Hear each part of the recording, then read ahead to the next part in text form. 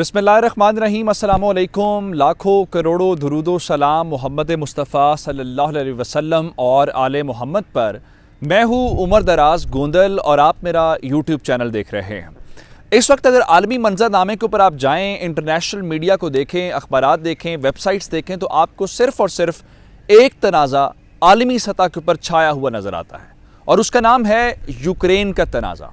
मैंने आपको कल बड़ी अहम खबर दी थी कि लैटिन अमेरिका के अंदर जो है इस वक्त रशिया की कोशिश ये है कि अपने फ़ौजी अड्डे जो है वो एक्टिव करे ताकि ये जो यूक्रेन के बॉर्डर के ऊपर चढ़ाई ईस्टर्न यूरोप के अंदर नेटो और अमेरिका का है उसका तोड़ निकाला जाए। लेकिन अब थोड़ा सा मामला इससे भी आगे चला गया है और मैं आपको इस वीडियो के अंदर ये बताने वाला हूँ। यूक्रेन के सदर को मैंने आपको बताया था रात को कि अमेरिका के सदर ने फ़ोन करना, वो फ़ोन हो गया है और अमेरिका के सदर ने यूक्रेन के सदर को क्या बताया है कि उनकी क्या इत्तलात हैं कि किस हवाले से कब और किस दिन जो है वो रशिया यूक्रेन के ऊपर फौजी हमला करने जा रहा है। पहली बड़ी खबर। दूसरी बड़ी खबर, जो रूस की खुफिया एजेंसी है उसने एक बड़ा काम किया है और ये मैं नहीं कह रहा, ये मुख्तलिफ इंटरनेशनल मीडिया आउटलेट्स कह रहे हैं कि यूक्रेन के जो 5 फौजी मारे गए हैं, शायद आपके पास ये खबर हो कि नहीं जनाब वो तो गार्ड की फायरिंग हुई है और इस तरह से। मैं आपको पूरे सोर्स के साथ तफसील के साथ बताऊंगा कि रूस क्या वाकईतन कोई फॉल्स फ्लैग ऑपरेशन कर रहा है और हर सूरत वो हमला करना चाहता है। और फिर एक और मामला ये जो है, अमेरिका एक तरफ तड़ियाँ लगा रहा है, धमकियाँ दे रहा है, दूसरी तरफ डरा भी हुआ और कोशिश कर रहा है कि मसला हल हो। UN सिक्योरिटी काउंसिल के अंदर पीर के रोज़ मंडे को क्या होने जा रहा है और आखिर में जब उसको कुछ नहीं मिला तो ये यूक्रेन के साथ चीन का क्या ताल्लुक है? शी जिनपिंग कैसे इस हमले से, इस पूरी जंग से जो बाइडेन को बचा सकते हैं? वो जो कल तक पाबंदियां लगाने की बात कर रहे थे, डराने धमकाने की बात कर रहे थे, आज वो चीन से मदद मांगने के ऊपर कैसे मजबूर हो गए हैं? ये अहम मामला है और इस हवाले से तमाम तफसीलात आपके सामने रखेंगे। लेकिन अगर आपने अभी तक चैनल सब्सक्राइब नहीं किया और आप चाहते हैं कि आपको मुस्तनद और बरवक्त खबरें मिलती रहें तो हमारा चैनल सब्सक्राइब कर लीजिए, बेल आइकन के ऊपर क्लिक कर लीजिए ताकि हमारी आइंदा आने वाली वीडियोस बर वक्त आप तक पहुँच रहे। मैंने आपको बताया कि सबसे पहली बात तो ये है कि ये बात दुरुस्त है कि ब्लैक सी के अंदर भी उन्होंने डिप्लॉयमेंट रशिया ने कर दी है, वो हर हवाले से अपनी तैयारी मुकम्मल किए हुए हैं। इसके अलावा बेलारस के अंदर उनके जो जंगी तैयारे हैं वो भी पहुंच गए हैं और वहाँ पे वो कह रहे हैं जी ये मामूल की मशकें हैं, इसमें कोई गैर मामूली चीज़ नहीं है। वो अभी तक भी ये बात मानने को तैयार नहीं है कि वो हमला करने वाले हैं। लेकिन इससे भी एक और जो मैं बड़ी बात आपको बताने वाला हूँ वो ये है कि सूरत हाल इस नहज तक पहुँच गई है कि रशिया और अमेरिका के सफ़ीर शायद एक दूसरे के ममालिक से चले जाएँ और अगर ये चले गए तो शायद ये सिफारती लिहाज से बहुत बड़ा बहरान होगा और अगर ये बहरान आ गया तो फिर इस हमले को रोकना भी नामुमकिन हो जाएगा और अगर हमला हो गया तो फिर उस तबाही से बचाना भी मुश्किल सा काम हो जाएगा।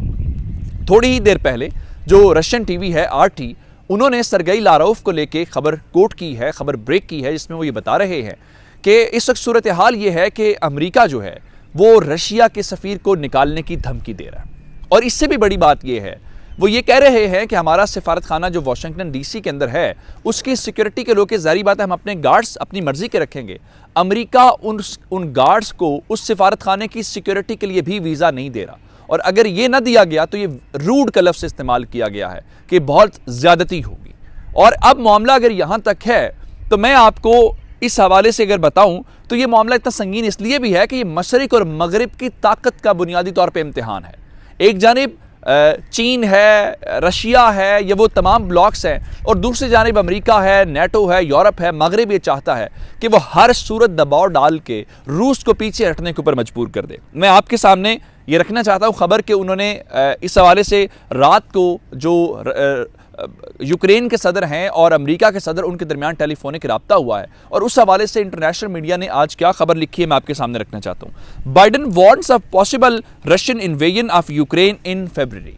इसका मतलब ये है कि रात को उन्होंने जो वहाँ के प्रेसिडेंट हैं यूक्रेन के, उनको अमेरिकी सदर ने ये कॉल करके बता दिया है कि भाई हमने जो कोशिश करनी थी हमने कर ली, हमने दबाव डालने की तमाम कोशिशें कर ली, लेकिन दबाव डालने की कोशिशें कामयाब होती हुई नज़र नहीं आ रही। जिसके बाद हमारी इंटेलिजेंस की कंक्लूजन ये है और हमारे पास इत्तलात ये हैं कि अगले महीने यानी फरवरी के अंदर रशिया हर सूरत हमला करने जा रहा है। इसलिए अगर रोक सकते हो तो इस हमले के लिए तैयारी खुद से करो। उसकी वजह यह है, मैंने आपको बताया है कि नाटो के अंदर वो चीज़ें, वो यूनिटी नज़र नहीं आ रही। जर्मनी तो कह रहा है हम हथियार भी नहीं देंगे, दीगर ममालिक अपनी जगह पे खड़े हैं। वो बार बार, हत्ता कि फ्रांस जो है वो कह रहा है कि डिप्लोमेटिक कोई रास्ता निकाला जाए और इसके अलावा लड़ाई की तरफ ना जाया जाए, क्योंकि उनको मालूम है कि अमेरिका इसके अंदर काम उस तरह से नहीं करेगा या अमेरिका का मफाद उसके अंदर नहीं है। अब आपने खबर सुनी होगी जिसके अंदर ये कहा गया था कि यूक्रेन के अंदर एक गार्ड ने फायरिंग की है और उस फायरिंग के नतीजे में 5 जो गार्ड या 5 जो फौजी हैं यूक्रेन के वो मारे गए हैं और 5 ही जख्मी हैं। ये खबर इतनी सादा नहीं है। वो ना तो उसका ताल्लुक किसी वो गार्ड था और ना ही उसका ताल्लुक किसी आम मामूली शूटिंग से था, बल्कि अब हमारे पास जो इस खबरें हैं जिसको हमने इंटरनेशनल लेवल के ऊपर देखा है वो ये है कि सारे का सारा जो रशियन खुफिया एजेंसी है उसका खेल था। और ये वो जो हमला करने वाला 21 साला शख्स है जो यहाँ से हमला करके भागे, जिसमें 10 लोगों को उसने मुतासर किया, 5 मर गए और 5 जो ज़ख्मी हैं उसको बिल आखिर अरेस्ट कर लिया गया है। और बताया यह गया है कि अमेरिका और यूके ने ऑलरेडी यूक्रेन को इन्फॉर्म कर दिया था कि आपके मुल्क में ऐसे हमले हो सकते हैं जिसकी बुनियाद के ऊपर आपको प्रोवोक किया जाएगा और उसकी बुनियाद के ऊपर रशिया आपके ऊपर अटैक करेगा और उस अटैक को वो जस्टिफाई करेंगे, जिसको हम पाकिस्तान और इंडिया की ज़बान में फॉल्स फ्लैग ऑपरेशन कहते हैं, कि आप ऐसी कार्रवाई करें कि आपका दुश्मन मजबूर हो जाए आपसे लड़ने के ऊपर। तो ये बताया गया है कि ये आखिरी इकदाम है जो रशियंस की जानिब से उठाया गया है और उसका इल्ज़ाम वहाँ पे सोशल मीडिया के ऊपर कुछ सबूतों के साथ इस बात को शेयर किया जा रहा है, जिसका और इसको इंडिपेंडेंट ने भी, जो यूके का अखबार है, उन्होंने इस बात को शेयर किया है। वो ये लिख रहे हैं कि ये अटैक रशिया ने खुद से करवाया है ताकि उनके अटैक का मौका जो है उनको मिल सके। अब दूसरी जानिब एक असल मामला शुरू होने वाला है पीर के रोज़ UN सिक्योरिटी काउंसिल का इजलास बुला लिया गया है और यहाँ पे बड़ी ताकतों के दरमियान एक फड्डा पड़ने वाला है। फड्डा इसलिए पड़ने वाला है कि जब मामला आता है कश्मीर का, जब मामला आता है फ़लस्तीन का, तो इनमें से किसी का बराह रास्त कंसर्न नहीं होता, ना चीन का होता है, ना अमेरिका का होता है, ना रशिया का होता है। लेकिन अब चूंकि एक जानिब यूरोप है और यूरोप के अंदर भी बैठे हुए जो वीटो ममालिक वाले 5 हैं उसके अंदर उनके ममालिक भी बैठे हुए हैं। अगर उसको आप निकाल देंगे, अगर आप निकालें रशिया को और चाइना को, बाकी 3 तो उनके हो गए, तो पलड़ा तो उनका भारी है। लेकिन अब ये देखना ये है कि क्या वहाँ पे वो इस बार तो वो कह रहे हैं जब कश्मीर के ऊपर या उसके ऊपर होता है तो वो क्लोज डोर सेशन होता है, हमें मालूम भी नहीं होता अंदर हुआ क्या है। फिर कई बार तो ऐसा होता है कि उसका एलामिया भी जारी नहीं किया जाता कि अंदर डिस्कशन क्या हुई है। लेकिन आज अमेरिका की ये डिमांड है कि जनाब इसके ऊपर ओपन सेशन होना चाहिए ताकि दुनिया के सामने मालूम हो अंदर हमने बात क्या की है। तो अब हमारे पास इतलात ये हैं कि मंडे के रोज़ जो है वो UN सिक्योरिटी काउंसिल का इजलास जो है वो बुला लिया गया है। लेकिन अमेरिका एक जानिब धमकियाँ देता है, कभी रशिया को धमकियाँ देता है, कभी दूसरों को देता है और एट द एंड मदद भी मांगने वाला है। अब जहाँ तक चीन और अमेरिका के ताल्लुकात है, आपको बहुत इल्म है कि आपस में कोई कॉर्डियल ताल्लुकात नहीं है, एक दूसरे को हर वक्त तड़ियाँ भी लगाते हैं, पाबंदियाँ भी लगाते हैं। तो अब उसी अमेरिका ने इस सिलसिले में चीन से धमकी आमेज मदद मांग ली है। अब ये बड़ी अजीब सी मैंने टर्म इस्तेमाल की है, मैं इसको बता देता हूँ आपको धमकी आमेज क्या है। पहली बात ये की गई है कि चूंकि आपका असर और रसूख है रशिया के ऊपर, आप इस सिलसिले में उनको रोकें। मैंने आपको बताया कि जो UN सिक्योरिटी काउंसिल के अंदर मैच पड़ने वाला है बिल्कुल वैसे ही। उन्होंने कहा जी आपका चूंकि उनके ऊपर डिप्लोमेटिक इन्फ्लुएंस है, आप उस डिप्लोमेटिक इन्फ्लुएंस को इस्तेमाल करते हुए रशिया को अटैक करने से रोकें। चलिए अगर वो नहीं रोकते तो फिर क्या होगा? फिर उससे बाद अगली धमकी वाली बात की गई है, यानी पहले मदद मांगी गई है कि हमें बचा लो इस हमले से। दूसरे नंबर पे कहा गया है कि अगर ये हमला हुआ, यूक्रेन की सूरत हाल कशीदा हुई, तो चीन को इस बात के हवाले से याद रखना चाहिए कि उसके लिए सूरत हाल संगीन होगी और उसके लिए नताइज अच्छे नहीं होंगे।